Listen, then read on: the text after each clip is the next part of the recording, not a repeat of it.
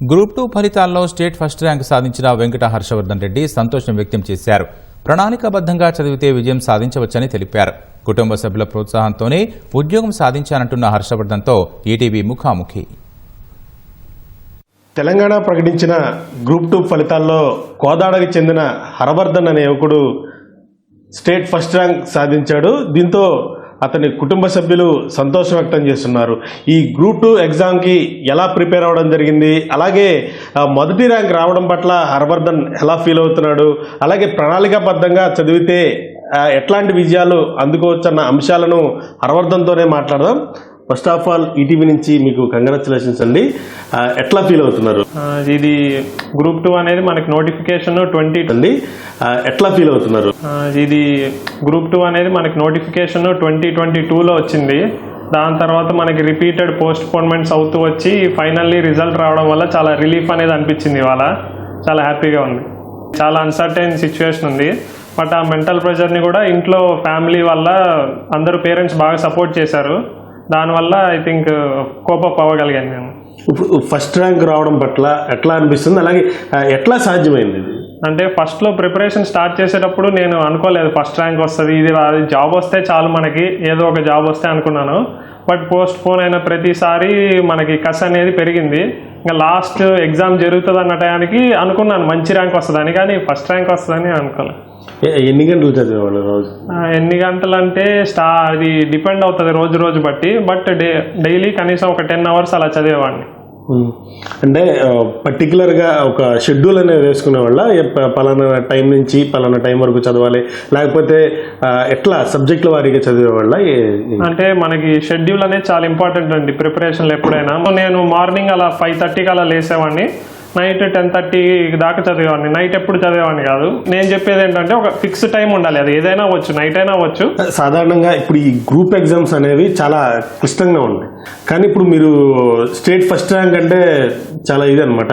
ఏమన్నా కోచింగ్ తీసుకున్నారా, లేకపోతే మీరే ఇంటి దగ్గర చదువుకున్నారా? కోచింగ్ అనేది నేను 2021లో గ్రాడ్యుయేట్ అయిన తర్వాత 1 year ఆన్లైన్లో కోచింగ్ తీసుకున్నాను. దాని తర్వాత ఇంకంతా సెల్ఫ్ ప్రిపరేషన్, ఇంట్లోనే కూర్చున్నాను. ఏమన్నా ఆన్లైన్లో యూట్యూబ్ వీడియోస్ కానీ ఏమన్నా న్యూస్ కానీ అంతా ఆన్లైన్లో చూడడం తప్ప కోచింగ్ అయితే వెళ్ళలేదు. తర్వాత ఇప్పుడు మీ ఫ్యామిలీ బ్యాక్గ్రౌండ్ ఏంటి? మీ మదర్ కానీ ఫాదర్ కానీ వాళ్ళ సపోర్ట్ ఎలా ఉంది?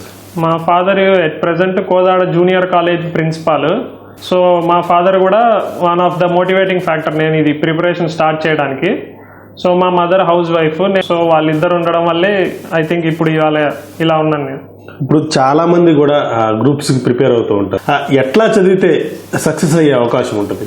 ఎట్లా అంటే మెయిన్ మనం ఫోకస్ అనేది ఎప్పుడు ఒక ఎగ్జామ్ మీద పెట్టాలి.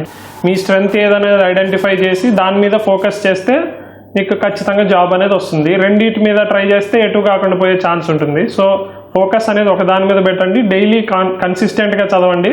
ఏమైనా ప్రాబ్లమ్స్ వచ్చినా మెంటల్లీ స్ట్రాంగ్ ఉండాలి. చాలా మంది కూడా మీరు చెప్పిన విధానాన్ని ఫాలో అవుతుంటారు, కానీ సక్సెస్ అలాగే చాలా మంది కూడా కొంత మెంటల్గా కొంత డిస్టర్బ్ అయ్యే అవకాశాలు ఉన్నాయి. అట్లాంటి వాళ్ళకి ఏం చెప్తారు? మెయిన్ అనేది మెంటల్ స్ట్రెంగ్త్ అండి. ఎక్కడన్నా ఇప్పుడు నాకు వచ్చిన మార్క్స్ కూడా వచ్చినది ఆ ఎగ్జామ్ ముందు, కానీ ఎట్లా మన మైండ్ సెట్ ఎలా ఉంటుంది ఎగ్జామ్ ముందు, ప్లస్ రిసోర్సెస్ అనేవి కూడా చాలా కరెక్ట్గా సెలెక్ట్ చేసుకోవాలి. కాబట్టి మనకి ప్రీవియస్ ఇయర్ క్వశ్చన్స్ చూసి దేంట్లో నుంచి క్వశ్చన్స్ వస్తున్నాయి అదంతా మనం సొంతగా అనలైజ్ చేసుకుంటే బాగుంటుంది. ఇప్పుడు మీరు ఈ గ్రూప్స్కి సంబంధించి బుక్స్ కొనుగోలు చేస్తారు, లేకపోతే మీరే సొంతంగా ఉన్న మెటీరియల్ అనేది క్రియేట్ చేసుకుని ప్రిపేర్ అయ్యారు? అంటే ఫస్ట్ మనం తీసుకోవాలండి, స్టాండర్డ్ రిసోర్సెస్ అని ఉంటాయి. ఇప్పుడు ఒక్కో సబ్జెక్ట్కి ఉంటాయి, తెలుగు అకాడమీ వాళ్ళు పబ్లిష్ చేస్తారు, కొన్ని ప్రైవేట్ ఆథర్స్ ఉంటారు. అవన్నీ తీసుకొని మళ్ళీ మనం ఒక కంపైలేషన్ అనేది లాస్ట్ మినిట్ రివిజన్ ఒక 1 month ఉన్నప్పుడు మనం ఇంకేం కొత్త చదవకూడదు. ఆ ఉన్న రిసోర్సెస్నే మళ్ళీ రివిజన్ అనేది చేయాలి, అప్పుడే సక్సెస్ వస్తుంది. ఇంకా ఫర్దర్గా ఇంకేమన్నా రాయిపోతున్నారా, లేకపోతే ఇంకా దీంతోనే ఫుల్ స్టాప్?